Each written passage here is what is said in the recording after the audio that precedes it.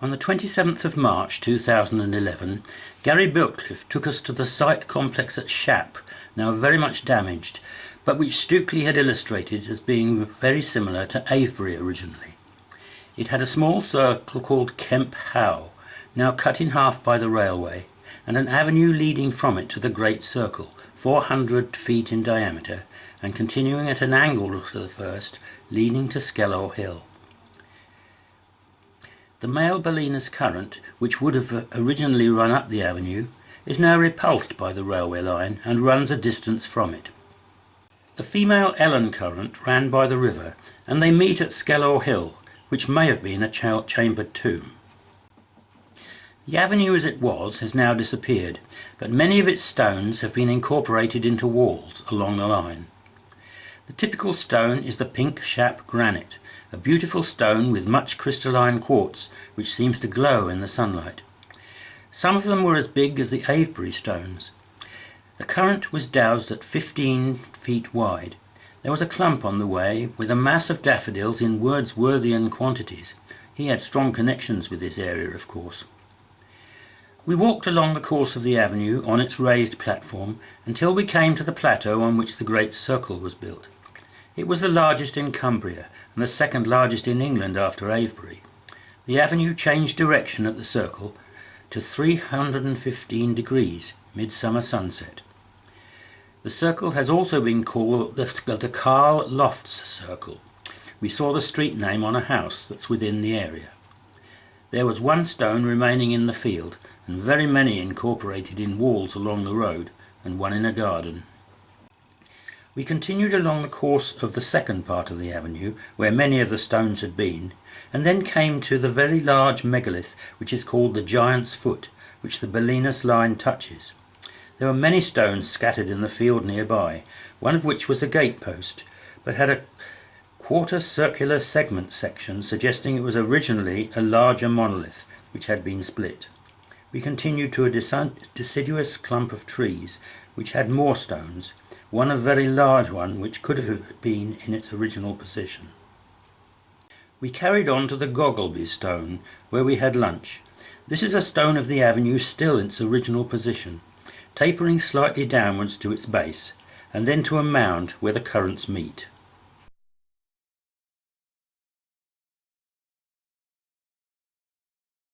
From here we went down to the ruins of Shap Abbey, which was the northernmost abbey in England at the time. The Bolinas line goes through this, and the southernmost one in Sussex. Shap Abbey stands in a picturesque setting by the River Lowther, with nothing nearby to interrupt the beauty of the lonely and unfrequented site. It was built in 1199, the last abbey to be founded in England, and the last to be dissolved by Henry VIII in 1540. It was founded by the Premonstratensian order, also known as the White Canons, from the colour of their habits. Most of the buildings are 13th century in origin, though the striking west tower is early 16th century. Returning to Yealand Conyers, after tea Pat England took us up the nearby Summerhouse Hill, a high point with the remains of a large stone circle, 4 stones remaining, but the socket holes of the others have been found, as well as a cairn site and a megalithic-looking mound surrounded by stones, resembling the Four Knocks mound in Ireland, with the remains of a summer house on it. The age of this is uncertain, but the cairn, very damaged now, is prehistoric, having been excavated in 1778. The excavation recovered a human skeleton, a large bead, and calcined human bones. There is also a row of boundary stones marking the boundary between the estates of the 2 mansions, one of which, Leighton Hall, was visible in the valley. Ingleborough, the second highest mountain in the Yorkshire Dales, is usually visible from here, but was not on this occasion because of the mist. We also visited the site again on Wednesday morning just before leaving, and Laurence Main again found a 315-degree line through the site. I was interested to see that there was a large clump of Scots pines a little way down the valley, on that alignment, in the direction of Leighton Hall. Tony Wedd and Alfred Watkins both noted clumps of this tree, often aligning on lays, as I was to describe in my talk that evening. The site was agreed by several of us to be powerful, but some said the influences seemed confusing. This was also noted in a message on the Modern Antiquarian website from 2005. This is a very strange place indeed. Most of the stones in the circle have been split in two, possibly an attempt at clearing the stones, but 5 stones still survive in the circle. This thing is so big it has 3 grid references. I visited this site 3 days ago, and it's still playing on my mind, and I'm not entirely sure why. On Monday morning, Pat took us to Swinside Stone Circle and told us briefly of a number of interesting places we passed on the way. A stretch of the A6 we went along was on the Berlinus line. There were a number of great houses passed, including Beetham Hall and Levens Hall, and nearby are the Temple of the Four Winds and a powerful mound in the bend of a river. St Anthony's Tower was seen, a 19th century folly. Cartmel Priory, the church was not demolished at the dissolution and is still the parish church. We also passed by Coniston Old Man, a hill famous for the photographing of a flying saucer by then schoolboy Stephen Derbyshire, which was shown by orthographic projection to be of identical proportions to those photographed by George Adamski.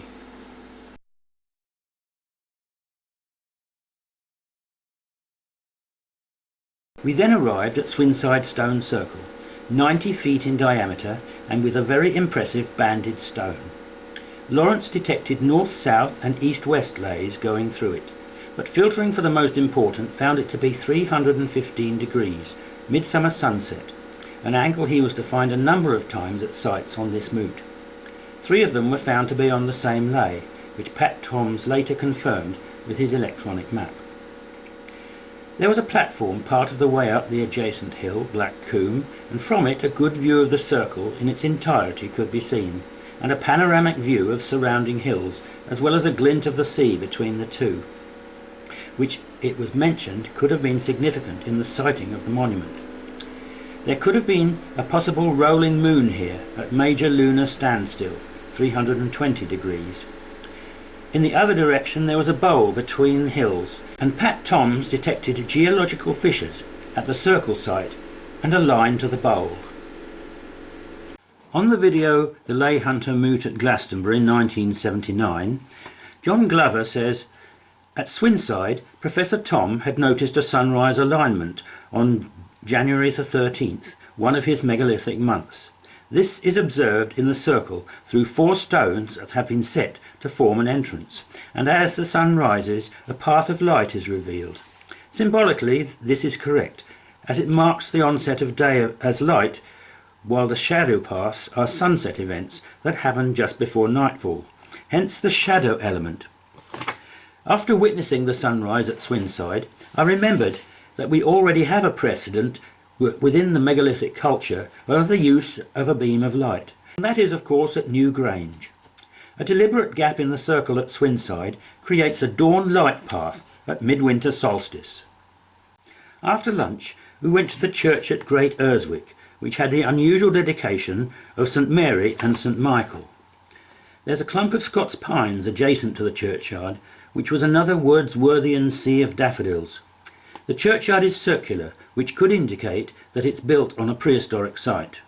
There were carvings of St Mary and St Michael on each side of the reredos. Michael was standing with his foot on the dragon. There is an interesting stone in one of the windows of this church called the Tunweeny Cross. It's part of an Anglo-Saxon cross and shows 2 figures, and above it a runic inscription. But for some reason the original runes on the panel have been overcut, seemingly to disguise the original names. But on examination, one of the figures seems to be Theodore, the 7th Archbishop of Canterbury. We went from here to Pennington Church, another St Michael dedication.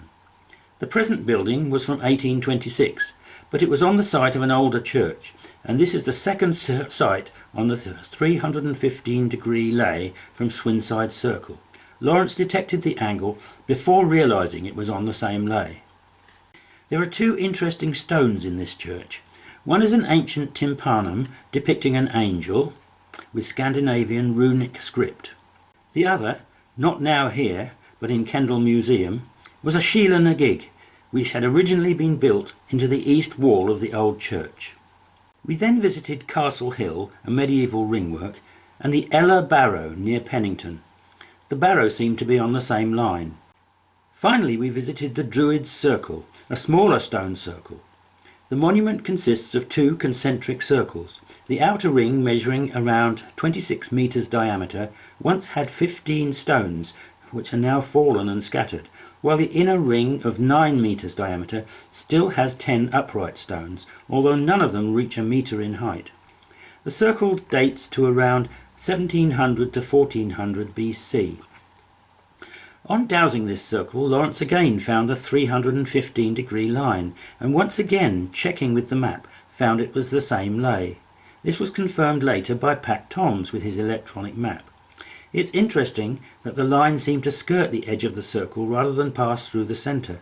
This has been noticed elsewhere, particularly at the site of the Neggan stones near Staines Bridge in Surrey, formerly Middlesex.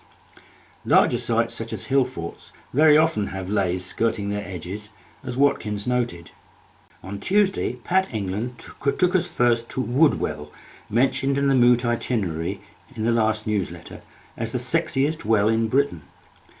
About 4 miles from Yealand Conyers, this spring issues from the bottom of a limestone cliff face into a basin. It then flows into a large square pool nearby. There seem to be stalagmites in the basin, one of which resembles a part of female anatomy. It's a beautiful spot, surrounded by woodland, with trees covering the high cliff tops too. We then went to the Torrisholme Barrow, between Morecambe and Lancaster. It's a bowl barrow, located on the summit of a small hill northeast of Torrisholme village. It's an ancient law hill of the Lancaster area, associated with a hero called Torrig, who in turn is associated with a stone carved like an eagle's head, which may have been the arm of a throne. Also with a hogback stone we were to see in Haysham Church. Then we went on to Lancaster Castle, overlooking the River Lune, where the male and female currents meet. In the museum we saw the eagle-headed stone. Then we went to Haysham Church, St. Peter's.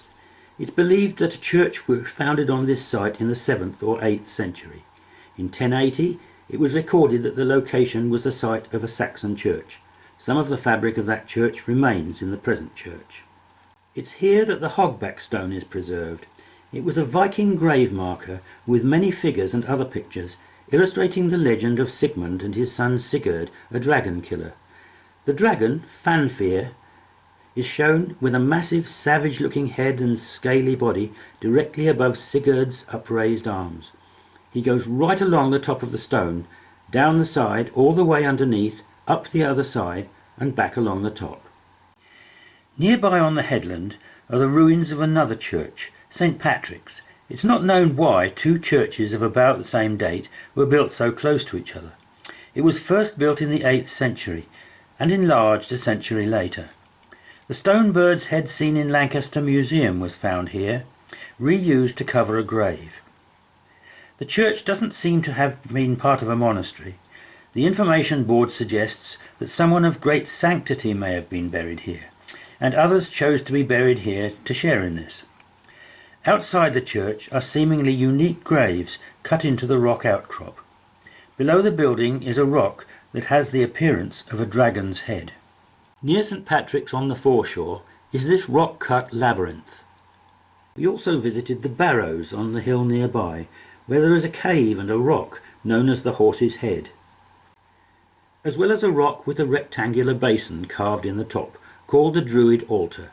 This area was felt to be very powerful, and Laurence found the Druid Altar and the cave to be on a midwinter sunrise lay. Finally we visited St. Helen's Church, Overton, which makes a claim to be the oldest church in Lancashire. The door has a semicircular Norman arch with chevrons and beaked heads. There is also a small stone above the arch with a figure that was once seen to have its hands on its hips. The west wall with part of the south wall is much older, but it's not certain how much. That wall is not bonded to the others, but just butted onto them. Laurence detected another 315-degree line here, and on the map we had it seemed that it was the original line through the Swinside Pennington Druid Circle. But Pat's electronic map revealed that it was about 600 metres from Overton and 800 from the Haysham churches. so it could be a parallel system as Tony Wed found in Kent.